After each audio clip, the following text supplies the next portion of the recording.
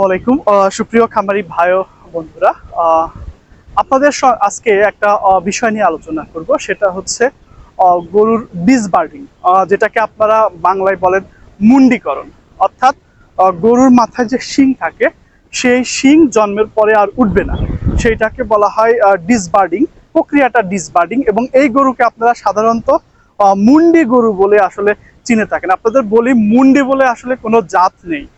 যেই গরুর জন্ম থেকে শিং আর জন্মায় না, সেই গরুকে সাধারণত মুন্ডি বলা হয়।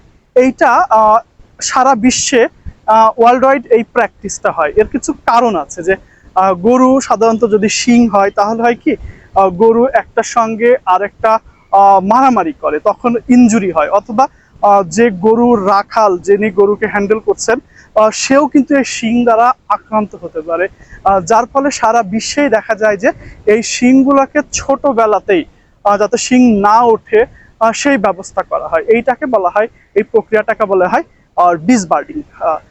এইটা কয়েকটা ভাবে করা হয়। একটা পদ্ধতি যদি বলি, সেটা হলো ন্যাচারাল, সেটা হলো জেনেটিক সিলেকশনের মাধ্যমে। অর্থাৎ এইটার এমন যে আপনি এমন কৃত্রিম প্রজননে এমন সিমেন্ট ব্যবহার করবেন যেই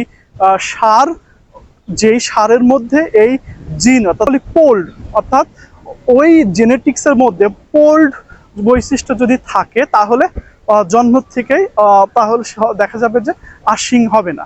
আরেকটা প্রক্রিয়া আছে, যে এটা হলো বলা হয় আমাদের পেস্ট ইউজ করে। আমরা যেমন আমার হাতে একটা পেস্ট আছে, আপনারা যদি দেখেন, এটা হলো আমেরিকার ডক্টর নেলোরের, হ্যাঁ, ডিহর্নিং পেস্ট।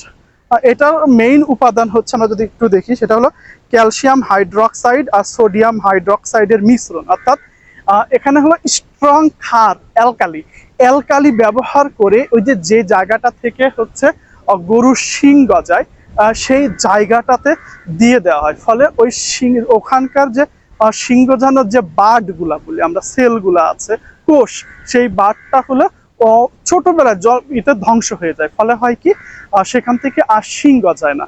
এটা হলো আমাদের ডিসবার্ডিং। আরো একটা প্রক্রিয়া আছে, যেটা আমরা বলি হট আয়রন মেথড। সেটা হচ্ছে কি, জন্মের 1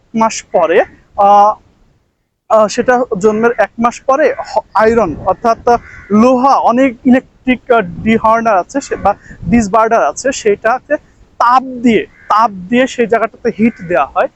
এর ফলেও হচ্ছে সেখান থেকে আর শিং গজায় না। এই ইলেকট্রিক ডিহর্নার, এটা আসলে একটু ক্রুয়েল, এটা খুব রিস্ক থাকে। এই জন্য আমাদের যে পেস্টটা অনেকটা সেফ। আপনারা যদি একটু দেখি, একটু যদি এদিকে আসেন, একটু দেখেন আমাদের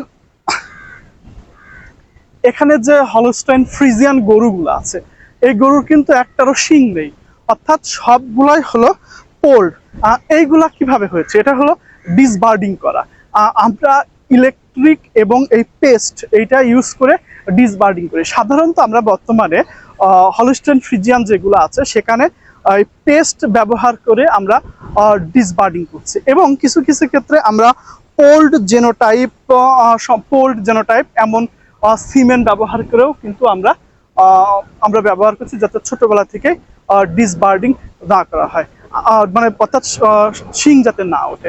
আপনাদের সঙ্গে পেস্ট, এই যে ডক্টর নেলোরের যে পেস্ট আছে, সেইটা ব্যবহার করে কিভাবে ডিসবার্ডিং করা হয়, সেই মেথডটা নিয়ে আমরা বিস্তারিত আপনাদের দেখাবো। পেস্টটা ব্যবহার করার নিয়ম আসলে এটি হচ্ছে একটা বাছুর জন্ম নেওয়ার 48 ঘন্টা, সর্বোচ্চ 72 ঘন্টা এর মধ্যে ব্যবহার করা উচিত। কারণ এই সময় যদি আপনি ব্যবহার করেন, তাহলে সবচেয়ে ভালো আপনি রেজাল্ট পাবেন।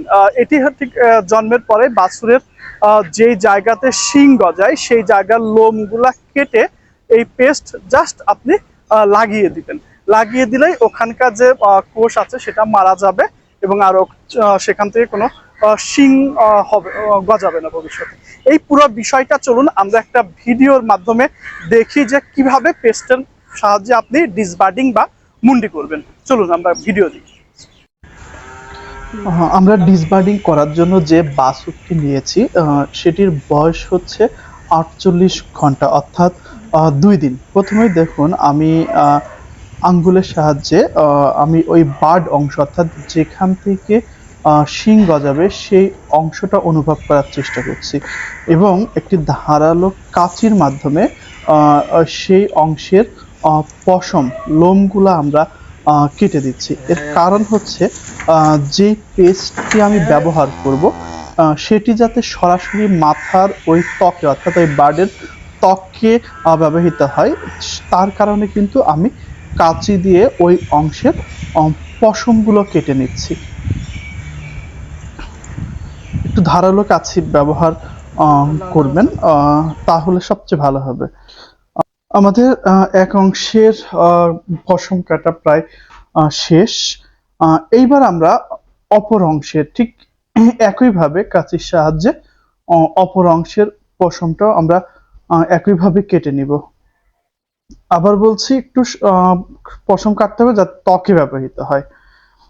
এইবার দেখুন, আমি একটি গ্লোভসের পরেছি। গ্লোভস পরার কারণ হচ্ছে আমি যে পেস্টটি ব্যবহার করব সেটা কিন্তু অনেক ক্ষারীয়, করসিভ, ত্বকের আপনার ত্বকের ক্ষতি করতে পারে। যেহেতু এটি ত্বকের কোষকে বার্ন করে দেয়, সেজন্য হচ্ছে এই হ্যান্ড গ্লোভসটা পরে এটার সাহায্যে ওই বার্ড অংশে কিন্তু আমি পেস্টটি লাগিয়ে দিচ্ছি। দেখুন, পেস্টটি প্রায় একটু গোলাপি কালার। পেস্টটি ওই অংশে লাগিয়ে দিলাম যেখানে আমরা পশমটা কেটেছি। ঠিক একইভাবে অপর অংশে, আরেক পাশে বার্ড অংশ অর্থাৎ যেখান থেকে শিং গজাবে সেই অংশে কিন্তু পেস্ট লাগিয়ে দিচ্ছি।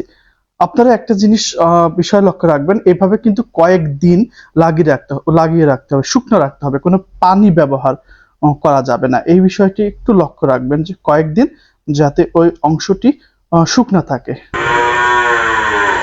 আমরা ওই একই গরুটার একটা ভিডিও দেখাচ্ছি, এটা হচ্ছে প্রায় 2 মাস পরে ওই গরুটা আমরা যেটা মুন্ডি করেছি সেই গরুটা ছিল এটা।